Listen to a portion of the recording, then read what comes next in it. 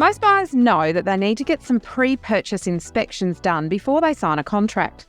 But sometimes agents put pressure on buyers to make an offer and seal the deal. What are the risks for buyers under these circumstances? Welcome to Your First Home Buyer Guide, the podcast for first home buyers who want to move it along and become homeowners. But most importantly, it is for home buyers who want to get it right. I'm Megan and that was Veronica. We're both buyer's agents and probably old enough to be your mum. And that's a good thing because between us, we've got over 45 years experience to share with you and bucket loads of stories and avoidable mistakes. Together, we're going to make sure you get unbiased and real information you can rely on. We've got loads of free tips for you in this episode, and if you'd like more useful tools, head over to the website homebuyeracademy.com.au. There you'll get access to our free webinar, How to Buy Your First Home with the Right Amount of Debt. You'll also find the holy grail of home buying education, Your First Home Buyer Guide, the online course for people who want to be educated home buyers. We have created this for you to help you get on the right path to home ownership for your first home and beyond. But before we get into the interesting stuff in this week's episode, here's the boring bit, the disclaimer. You of course know that nothing in this podcast is to be taken as personal advice. We always recommend getting the advice of an expert in their field who takes the time to understand your personal situation. We've done our very best to ensure that the content is correct at the time of recording. Things change rapidly, so always check with the relevant government authority or your trusted advisors to get the most up-to-date information.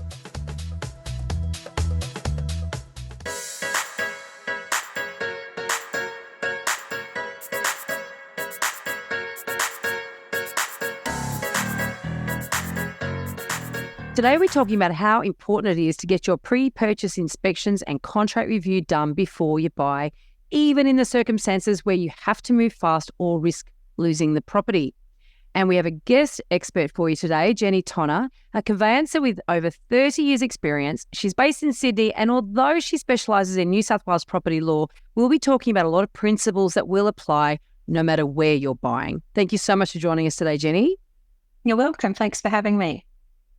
Thanks for coming back. Now, before we get stuck into the risks in not getting all of your pre-purchase inspections, can you firstly give us a brief rundown on what a conveyancer or a lawyer does for a property buyer? For a buyer, our main role is to minimise as much risk as possible for our buyer when they're purchasing a property. So there is risk in purchasing a property in that the contract doesn't disclose everything about the property. The vendor's not upfront about what the works have been on the property, if it's a unit, what special levies or what the financial status is or what the defects may be in a property. And it's up to us as the conveyancer to see the contract, know what to ask the questions and get the answers to make sure that what they're buying is what they're seeing and it hasn't got any barnacles attached to it, which will come back and bite them afterwards. That's our job. I think Veronica described us really well once as the insurance policy for buyers, because the risk is in your contract and in your pre-purchase inspection reports. That's where your risk is. That's where your main risk lies. So there's a lot of, we talk on this podcast and we explain to people the differences in terms of the sorts of documents that you'll get from the agent and from the vendor in different states and territories, and it will vary. In Queensland, we know the least amount of information. In New South Wales, Victoria, probably actually the most. Actually, change there, Veronica. Actually, we need to Has it be gone really through? Careful going forward. Yeah, so the Property Law Act has been updated and there is some seller disclosure. I've yet to get details. We will do an episode on that. Well, finally. Yes. There is some disclosure coming in. Yeah. And we will definitely do an update list on that, which is fantastic. So, but it's funny because I just as an aside, I interviewed the head of the REIQ, Antonia Magrella, for the Elephant in the Room podcast. And I reckon there's still areas where they could have done more, but they haven't. But anyway, so it'd be great to know what got through. But the point I'm sort of raising there is that in different areas or different states and territories, you're going to get different amount of information. And the principles that Jennie's talking about here is what's missing, what you expect is going to be given to you versus what actually is given to you, and where that risk lies. So two things before you sort of kick on and sort of give us, I guess, I'm presuming you're going to give us some examples, Jenny. There's two different roles of a conveyancer. My understanding is that budget, cheap, cut price conveyancers basically don't do anything until you've signed, and then they just worry about the actual transaction part of it, the conveyancing of title from one owner to another. Whereas really what we talk about, people need to be thinking about when they're engaging a conveyancer or a property lawyer, is that they want advice before they get to that point of the technical conveyance, right? So that's something that someone like you, Jenny, has been around for a long time and really does understand what these risks are. You can look for things and notice what's missing and all the rest of it. Whereas a lot of other solicitors or even those cut price conveyancers, they may not even have been in the business long enough to know, or they just don't charge enough really to actually do the searches. So do you want to sort of just tease that out for us so we can get a better understanding of the difference in understanding of what a conveyancer really does? Well, I think you've nailed it on the head. When I started over 30 years ago, and someone wanting to buy a property would never enter into anything without speaking to their conveyancer or solicitor first. But the way properties are sold now is different. It's very different. The speed in which agents now create a possible sale and purchase, and the way they dictate the timing and trying to get a contract exchange has completely changed the way people see the importance of what they're entering into in terms of a contract for sale and completing their due diligence. Now, in New South Wales, and I'm pretty sure it's in every other state, you must satisfy yourself and complete your due diligence before you sign and enter into the contract in relation to its state of repair and condition, in relation to looking at strata records and seeing what's in the strata report, what's in the accounts, what's the history of defects, what are repairs coming. And you must do that before you enter into a contract, because the New South Wales contract says once you sign the contract, that's how you buy it. Even though you've got a right for a final inspection, that's only to fix something that may have broken between exchange and settlement. If there's something like a special levy that's been raised post-exchange, these are the things that a quality, experienced conveyancer looks for, amends your contract to cover you off. Now, I know for a fact that the cut price conveyancing firms do not give you that advice.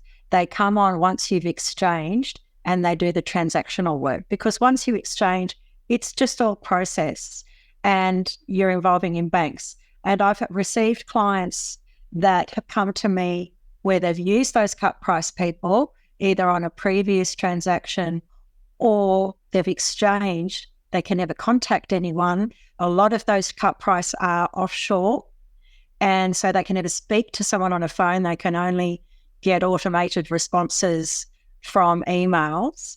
And I just think this is your biggest asset in your life for the majority of people. And you want to know that your asset is protected. So you may pay more for that, but you're paying more to get what you need to give you that comfort that you're protected when you're buying that property. The insurance policy, as you quite rightly pointed out. And I will just sort of pick up on that. Of course, what you're talking about there is when someone makes an unconditional offer. There are states where you can make a conditional offer, where you'd sign a contract subject to certain due diligence that's clearly outlined in the offer. So just differentiating there between an unconditional offer and a conditional offer, which has a different process. Yeah, but you've still got a conditional contract subject to you completing the due diligence. So when you go unconditional, you've satisfied yourself. You've done it all. So you've got to make sure you do it. But there's a good reason to get a conveyancer or a lawyer involved before you sign that conditional contract, because you've got to get the wording right, don't you, on those conditions? Yeah, you do. And this is really important where you've got cooling off contracts, because how many times has an agent approached a purchaser saying, you get offered a cooling off contract, 99% of the time the agent will say, yep, just sign the contract today. Your conveyancer will be able to negotiate changes in the cooling off period. yes, I am entitled to ask for changes during the cooling off period, but the vendor has no obligation to agree to anything once you've signed the contract. So yes, I have the right to ask.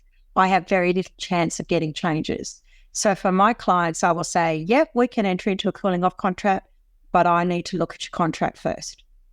Because and Jenny, the risk to the buyer then, if they do that, the risk to the buyer is if there's something there that you see after they've signed this contract with a cooling off period, remembering this is not a conditional contract based on building and pest inspection or finance, but if they do terminate during that cooling off period, they're up for some penalties, aren't they? They're up for cooling off, and particularly first-time buyers, it's a lot of money. That's a couple of grand.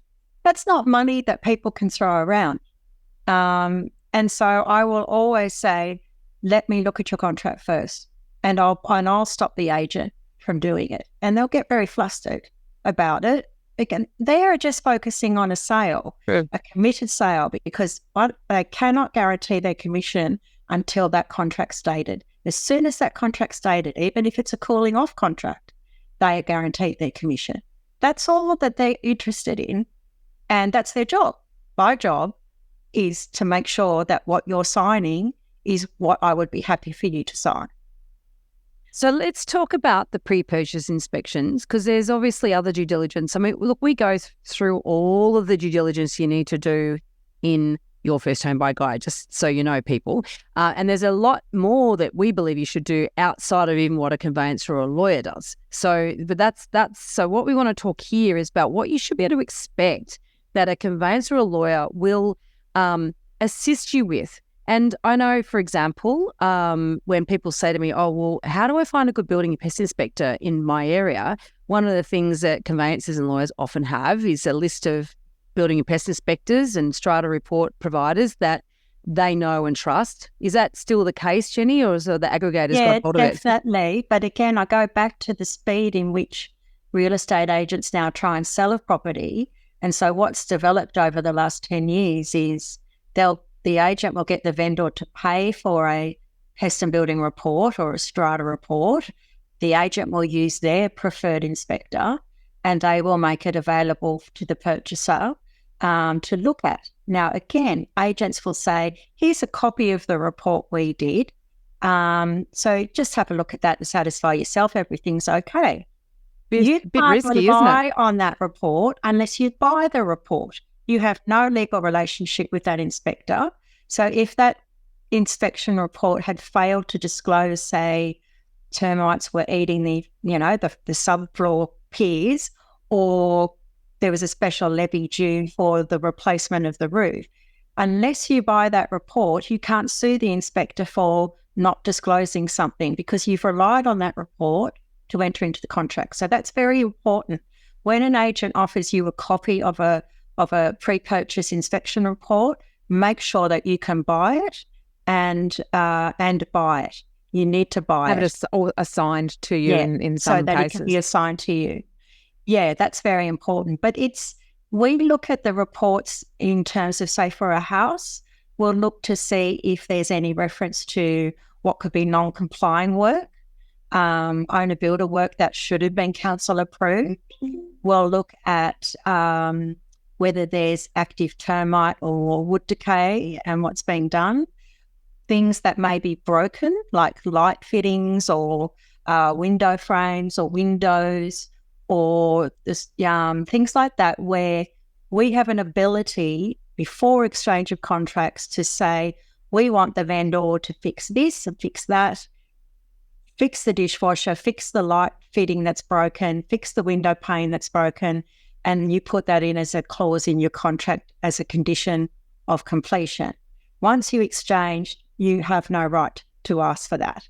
Even on a final inspection, if they existed at the time you entered into the contract, you cannot ask the vendor to fix that before completion. You've got to negotiate it, which is why you have to do it before you sign a contract.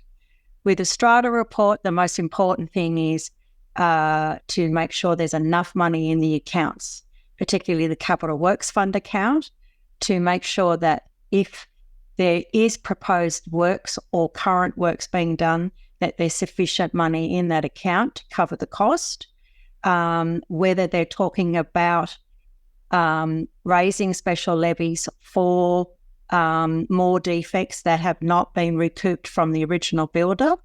So that's a liability on all owners in a strata. That is a reality. We know this with a lot of buildings built over the last, 15 years. And you've got to know these things so you can not only sort of decide whether you want to buy, but if you still want to buy, so that you can factor what price you want to buy it at and base your pricing around that. That's very important because you might still want to buy the unit and know that there's going to be a $5,000 special levy next year, but therefore you're going to feel more satisfied if you can negotiate the price down to cover that expense. Yeah. And that's your power before exchange of contracts.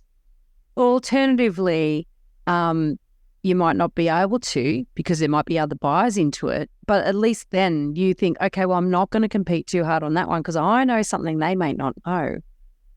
So that's the thing too. There's sometimes when you've got more than one buyer on a property, you might be furnished with more information, and sometimes it might feel like a bit of a disadvantage to you because you know more than they do, and you're missing out because of that. But at the same time, you think, how much worse is it when you buy a property and then a month down the track you discover this stuff that you could have known about? We've done a lot of these sort of deconstruction episodes on stories that have hit the news, and we go through, well, what could they have known before they bought the property that they didn't know because they didn't know what to look for? And a lot of it would be uncovered if they had a good conveyancer or lawyer working on their behalf before they committed themselves to the property, or even before they made an offer, because a lot of people make an offer and then they want to backtrack. And that's even harder to do that once you've found out stuff. I'd much prefer a client contact me when they're thinking of putting an offer in and getting them in a position where they can put an unconditional offer in, because then I know that they can exchange unconditionally and go. That is the most attractive offer you can present. You know that you've already done it, you're all ready to go. But you've got to realise you've got to spend some money in order to do that. And I know it gets expensive with pest and building reports and strata reports when you miss out, but I've just got too many examples where people will not go and buy a pest and building, or they will not go and buy a strata report because they don't want to pay for it, and then they just cop it afterwards. First-time buyers where they relied on a strata report for another unit in the building which the agent sold 12 months before, and they looked at that and relied on that strata report, which was over a year old. Oh, dear. Said nothing. And she got hit with a $75,000 special levy. Whoa, there was 12 months of information 2 months missing. after she bought it. She was a first-time buyer who bought a unit in St Leonard's, and there was nothing I could do. Nothing I could do for her. I think that you could have if you'd had that information or had that conversation with her. Rely on a contract for another unit in the same building, even if it was current. You just can't, because you can't buy it and rely on it legally. It's got to be for the unit you buy. There's a great tip there, Jenny. I hope everyone heard that. Don't rely on the report, the strata report from another unit, even in the same complex. No, what I'll do is I'll ring that inspection company and say, can you give me one for this unit based on the information you've already got at a discounted rate? And we'll get it done that way. So at least it's for the unit and the one they can buy and rely on it. And they already know where the information is and how to gather it, and so exactly they're partway there. Yeah. So because they've probably already got the record. And this is the other thing that's making it really hard for conveyancing, is being able to get access to strata records.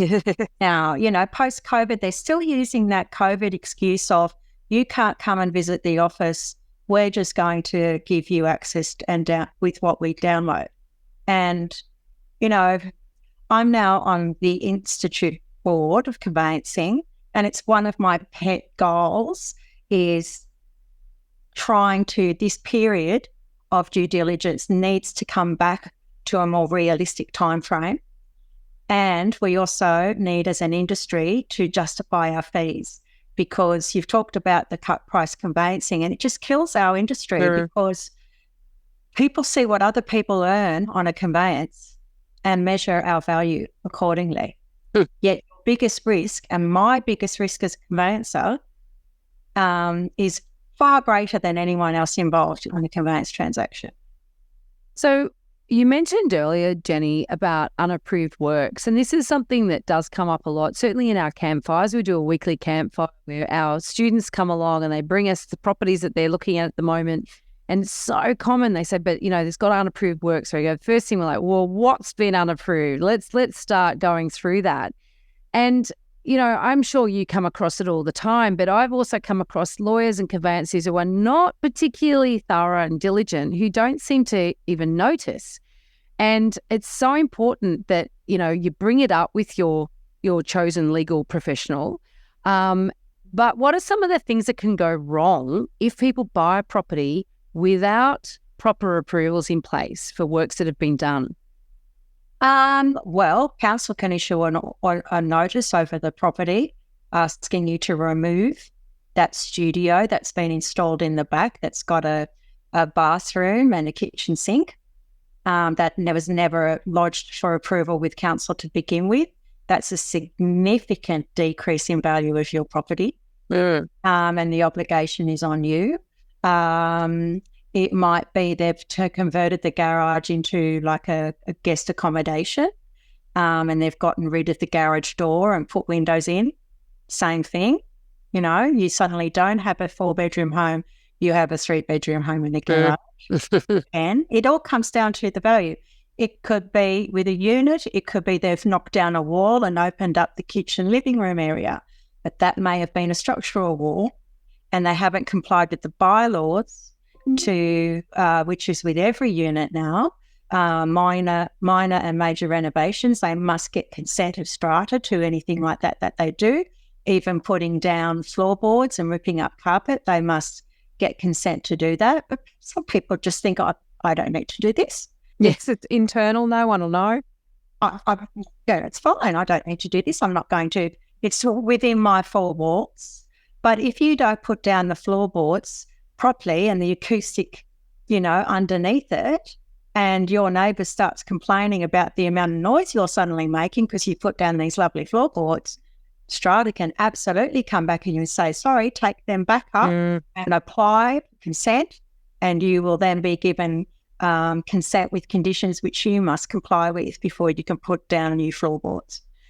So these are the things like when I review a contract, most of the time I can see the agent's advertisement and I'll go through and look at all the pictures and I can see what something's newer than something else in the house. So that looks like a renovation. They may have converted the attic. That's another classic example where they've converted the attic in a terrace or a semi and haven't got consent to do it. That's a livable space that they've created. And I ask the questions, show us council consent for that. You'd be fairly experienced to do that, Jenny, because I know that some conveyancing firms, and particularly newer to the industry, are not going to even look at the ad and ask questions. They rely on the buyer to ask the questions of the conveyancer. And that's a risky proposition when that buyer is, in a lot of cases, buying their first property. So they don't know what to look for. They don't know what they don't know. I'll check the list of inclusions against the pictures. 99% of the time, people miss the ceiling fans. But you want ceiling fans, right? You want air conditioning that gets mixed. Ceiling fans, shutters, blinds. There might be a built-in barbecue out the back, which isn't listed. You want the built-in barbecue to remain, which is not necessarily a fixture. Be moved. Brand of dishwasher is one that comes up sometimes. And people swap out a Miele for a Westinghouse. Yeah. I know, it's funny the amount of times when I was a sales agent in particular, and you come across people saying, I want to keep the dishwasher. Why? Because Auntie Beryl gave it to me for our wedding. It's like, you're kidding me, it's a dishwasher. Yeah, you'd be amazed. I personally, I think you have to be quite you have to be quite sort of deep down in that. And that makes it hard because you're going to 15 minutes inspections and you can't do it. So that at least helps them if I pick up something and say, can you confirm these are here? And if they can't, then they'll ask to have another inspection done so they can check. But it's those things because, again, the inclusions are as at the date you enter into the contract. So you want to make sure when you do a final inspection that that lovely chandelier in the dining room is still there, the dishwasher's there, the chef's oven, stove is still there, things like that. You'd be amazed what people will take. I've seen nice light fittings be removed and those rice paper blinds, the rice paper light fittings we put in. Yeah. You got them in Chinatown, for God's sake. Like, they're $6 a light. You'd be amazed. And commercial property is even worse because they don't know what is owned by the landlord and what's owned by the tenant. Yeah. And I sold a commercial premises years ago, 30 years ago, and it came to settlement and they did a final inspection and the staircase from the ground to the mezzanine had gone because that was the tenant put it in and the tenant took it. That is phenomenal. I haven't heard of an access point being changed. These are the things you learn over many years, right? You learn from all of this and you learn to ask the questions. I think we're all a similar vintage here, and the intro to this podcast for regular listeners will know we say we're old enough to be your mum. Yeah. So, and it does. I mean, it's slightly tongue in cheek, but at the same time, when you've been around the traps enough, you do start to learn. Oops, that's that. There's a flag there. We need to investigate. Yeah, we need to bolt that one down. But that experience has value. Yes, it's of course. Very valuable. It is because it protects your risks. Yeah, it absolutely does. And people who have less experience, I'm not saying they've just got less experience, they could be just as good, but it also comes down to what their mentoring has been, what their experience has come from. And you need to be comfortable with it. I personally would prefer to pay more for someone who had the experience and the knowledge because, you're protected rather than paying a $500 fee and never being able to speak to them. I don't understand that thinking. I think the thinking comes from not truly understanding what a conveyancer should be doing for you. And it's from not understanding the risk that you're taking. And so that's one thing that we're at great pains to educate first home buyers on is that you buy your first home well, you do it right, then you are setting yourself an amazing foundation for your financial future. Yeah. Whereas if you get it wrong, you can totally derail your financial future.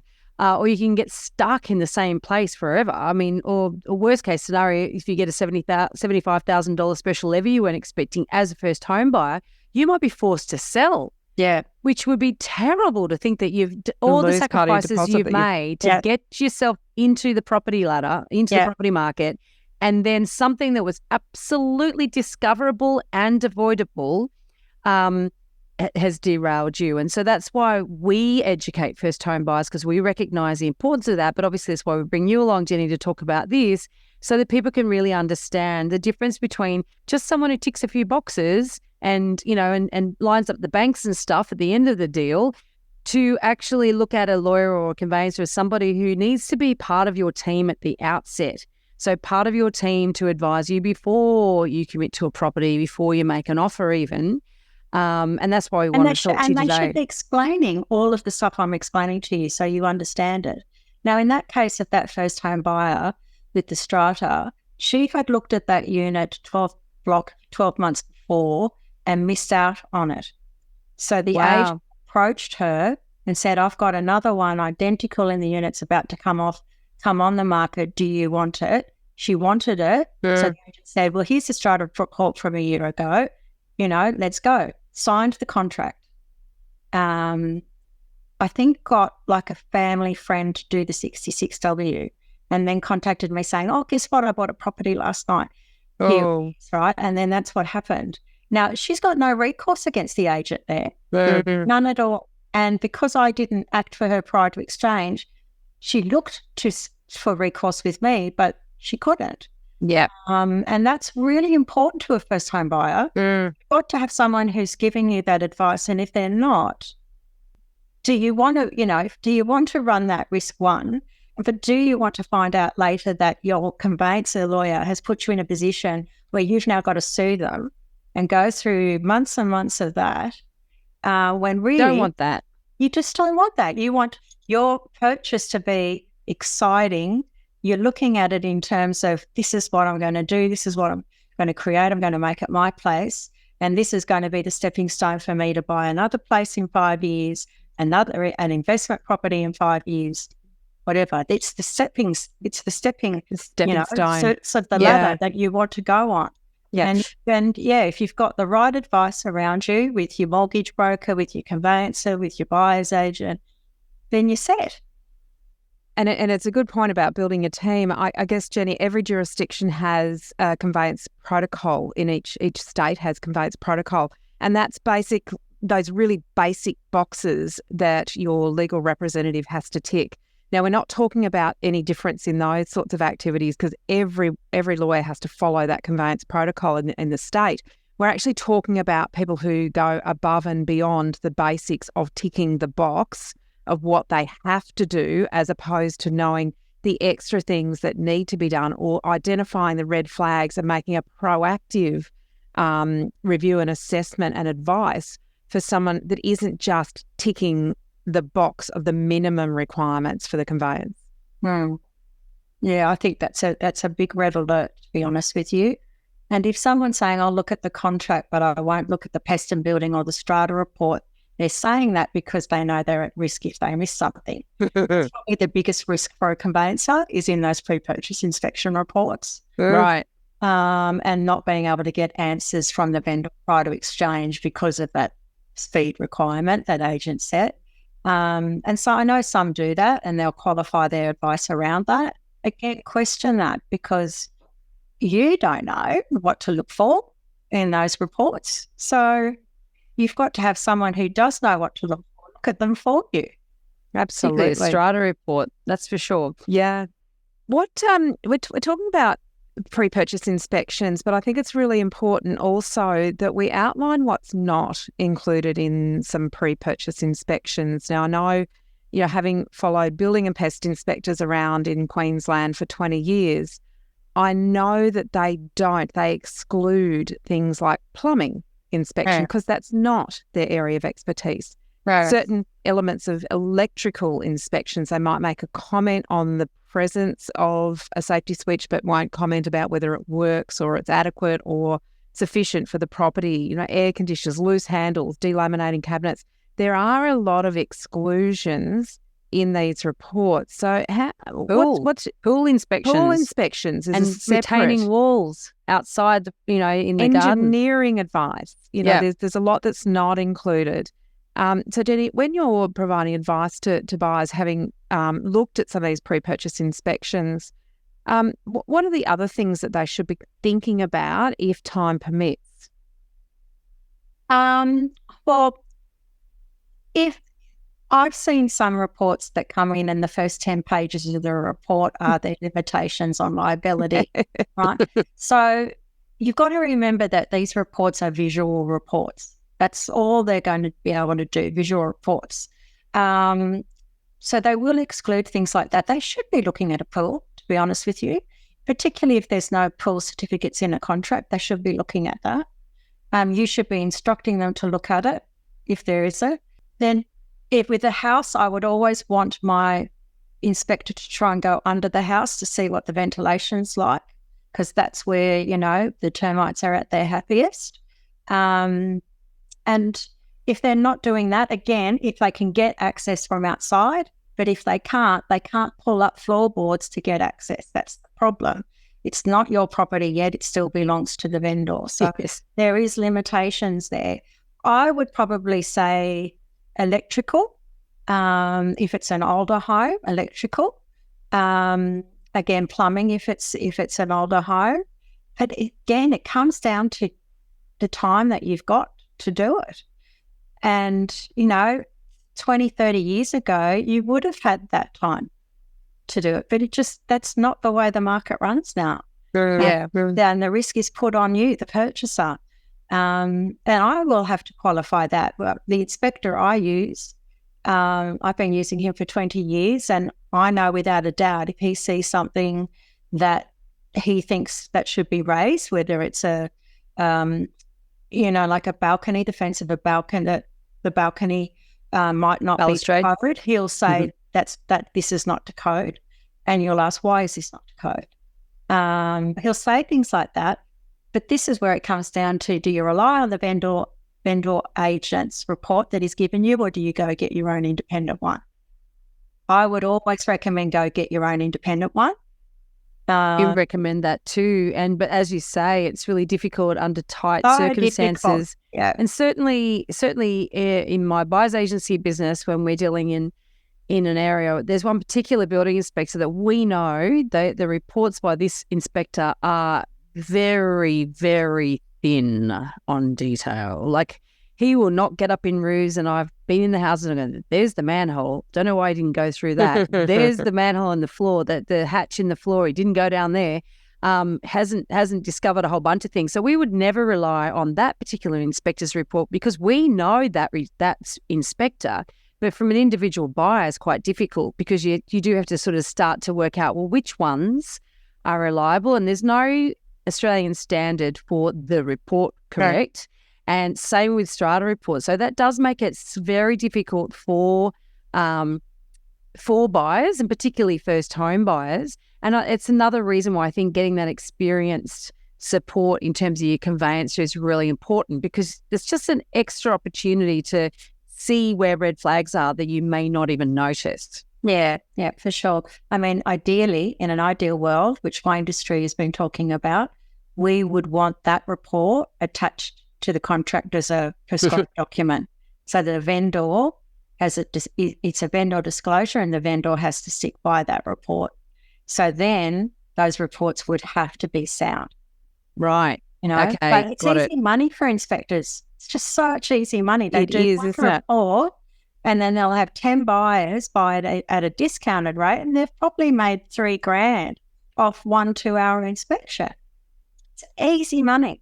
We're in the wrong business, Megan. Maybe we are, Veronica, but we are here to educate people so that they know the right questions to ask of the right people at the right time. And I think, Jennie, you have just revealed so much about, that reinforces when to talk to a conveyancer about what and what information to share, so that you are getting a really good holistic view of the property before you sign either an unconditional contract or exchange unconditionally. And I think that's very, very important. Of course, keeping in mind that in different states you can do conditional contracts subject to clauses, but we're mainly talking about New South Wales here today. But even so, even with those conditional contracts, we're re-emphasising for you the importance to get that legal advice before you even enter into one of those, because you want to make sure you get those conditions right and all the other things checked as well. So it's really, really important, no matter how it is that the legal nuts and bolts of how you actually secure a property, that to understand these principles really do apply. Now, we have a guest question. We ask every guest that comes on the podcast this, Jennie. Right. What is the one thing that you know now that you wish you knew as a first home buyer? Not to be influenced by what the agent tells me, and stick to my own brain and my own gut and do what I need to do to make sure it's the house I want. That's the most important thing for me, because when I bought my first home, I'm a conveyancer. I did my own conveyancing, but the agent just went, isn't this amazing? And I just went along with it because it ticked on my boxes. Yeah. And I probably didn't do anywhere near as much as I should have, because I just was influenced so much by the estate agent in terms of how great it was, but how many other buyers were wanting it, and I needed to act today. Social proof and urgency. Yeah. I am so gung-ho about it to my clients, and I didn't do it for myself. And I totally understand. It gave me great understanding from the other side, or the client side, of what they were facing. The psychology of it. and realising, okay, well, then I need to really explain to them why they need to call me at that point. Yeah, but I was my own worst enemy. And then lovely one to share. For levies for the first 2 years of my... Oh, no. So it wasn't like you got away scot-free and just lucky. It cost you. It did cost me, yeah, because, again, I wasn't able to dig into the strata report as much as I wanted to. But at the end of the day, I wanted the place so much, I relied on the agent saying, "No, everything's fine. There's nothing to worry about." I love that. Yeah, you know. And they do. I hear them say it all the time, things like that. And I'm thinking to myself, I often pull them up. I said, look, with all due respect, you can't say that. Like, have you read the strata report? No, have you checked the records yourself? They don't read it. No, they don't read it. Most of them, I would say 99% don't. And then they think, because if they don't know it, Veronica, they haven't got to share it. They don't have to tell you. Mm-hmm. They don't have to tell you. And that is head in the sand, honestly. That is the position that an agent does want to be in, because their job is to sell the property for the highest price to any buyer. And it's buyer beware. And it's on you, people. It's on you to work this stuff out. So that's why all this conversation we're having today is so important. So thank you so much, Jenny. Really appreciate you coming back. We did talk to you. Thank you very much. A long time ago. So we'll put the link in the show notes to your previous episode with us, because there's more gold in that as well. There is indeed. We really appreciate your time. You're most welcome. I really enjoyed it. Thanks for having me again. In this episode, we've only touched on a tiny part of the huge amount of things you need to know to become an educated first home buyer. There is so much more for you to do. You can learn all of the steps in the right order and avoid all of the mistakes that others have made in our 10-step online course for first home buyers. If you'd like to learn more about the right process and avoid making rookie errors, become an educated home buyer. Head over to the website, check out your first home buyer guide, the course that we have created for you. And don't forget to subscribe to the podcast so you won't miss an episode. And if you've liked what you've heard today, please give us an iTunes review. It helps other people find us. And of course, I know it's a bit cringy, but we're going to ask for 5 stars. Thank you. Thanks for joining us. We hope you found this really useful. And if you have, please share the love with others who you know are in the same boat. We'll be back next week with more priceless stuff.